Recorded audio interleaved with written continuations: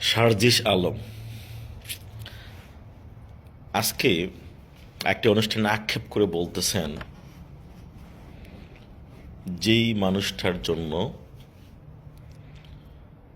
শয়ে শয়ে মানুষ প্রাণ দিল, যেই মানুষটার কারণে হাজার হাজার মানুষ আহত হইল, এখন দেখি সেই মানুষটার জন্যই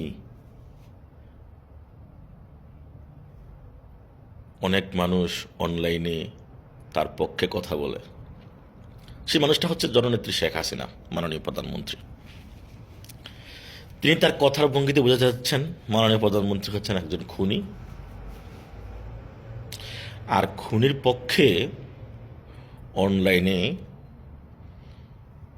শয়ে শয়ে মানুষ কথা বলতেছে। আরে ভাই, সংখ্যাটা শয়ে শয়ে না, সংখ্যাটা হাজার হাজার।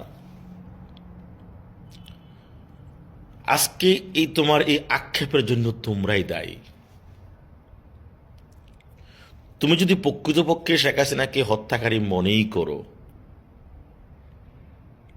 যদি শেখ হাসিনা হত্যাকারী হয়, তার দলের কিছু নেতা কর্মী হত্যাকারী হয়, তাহলে বাকিরা তো আর হত্যাকারী ছিল না। বাংলাদেশের প্রত্যক্ষ এবং পরোক্ষভাবে 6 কোটি নাগরিক আওয়ামী লীগের রাজনীতির সাথে জড়িত। এই 6 কোটি নাগরিককে তো তুমি হত্যাকারী মনে করতে পারো না। তুমি যদি শুধু শেখ হাসিনা এবং কি তার আশপাশের যে কয়েকজন মানুষ ছিল তাদেরকে হত্যাকারী মনে করে, বাকিদেরকে সাধারণ মানুষ মনে করে যদি তোমরা এই রাষ্ট্রকে এগিয়ে নিয়ে যাওয়ার চেষ্টা করতা, তাহলে তার পক্ষে কথা বলার লোক পাইতা না। আমরা কি দেখেছি 5ই আগস্টের পরে? যাদেরকে তোমরা হত্যাকারী বলছো তারা সুন্দরভাবে রাষ্ট্রীয় সম্মানে এক্সিট নিয়েছে, কিন্তু যারা কোনো অপরাধের সাথেই যুক্ত ছিল না, শুধু আওয়ামী লীগ সমর্থন করার কারণে, আওয়ামী লীগের নৌকায় ভোট দেওয়ার কারণে, বঙ্গবন্ধুর আদর্শ ধারণ করার কারণেই সারা বাংলাদেশে এখন পর্যন্ত 800-এর উপর নেতাকর্মীকে তোমরা হত্যা করেছ। ছাত্র আন্দোলনের তোমাদের ভাষ্যমতে 1400 কতজন হত্যা করেছ, যারা আওয়ামী লীগের নেতাকর্মীদের সাথে সংঘর্ষে লিপ্ত হয়ে মারা যায়নি। তারা কেউ মারা গেছে থানা আক্রমণ করতে গিয়ে, কেউ মারা গেছে হার্ট অ্যাটাকে, কেউ আবার ফিরত এসেছে আইন শৃঙ্খলা রক্ষা বাহিনীর সাথে সংঘর্ষে তারা মারা গেছে।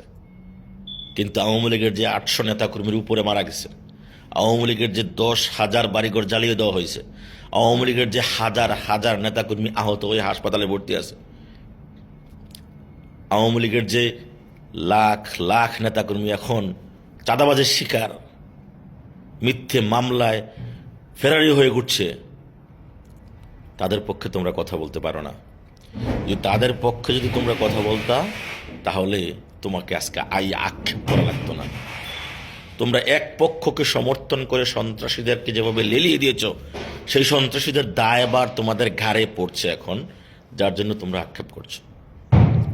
তুমি যদি প্রধানমন্ত্রীকে এবং তার মন্ত্রিপরিষদকে খুনি বলতে পারো, আমরাও তো এই 800 খুনির দায় দায়িত্ব তোমাদের ঘাড়ে বলতে পারি।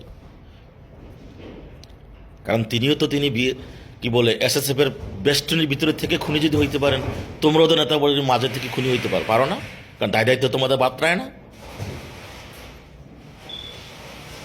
তোমরাও তো একই পন্থা অবলম্বন করছো। এখনো তোমরা বাংলাদেশের আওয়ামী লীগের সাধারণ নেতা কর্মীদেরকে পারো না বাংলাদেশ থেকে বের করে দাও।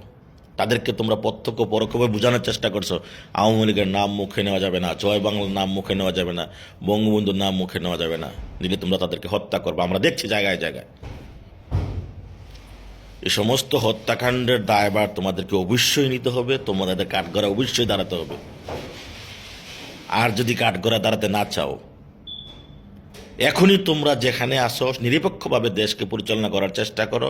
কোনো পক্ষকে অতিরিক্ত সুবিধা দিয়ে পৃথিবীর কেউ সুনাম অর্জন করতে পারে নাই।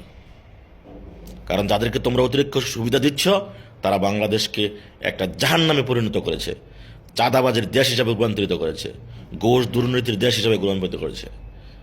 আমি জোর দাবি জানাচ্ছি,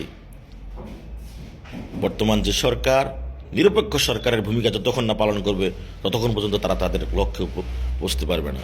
ভালো থাকবেন সবাই। জয় বাংলা।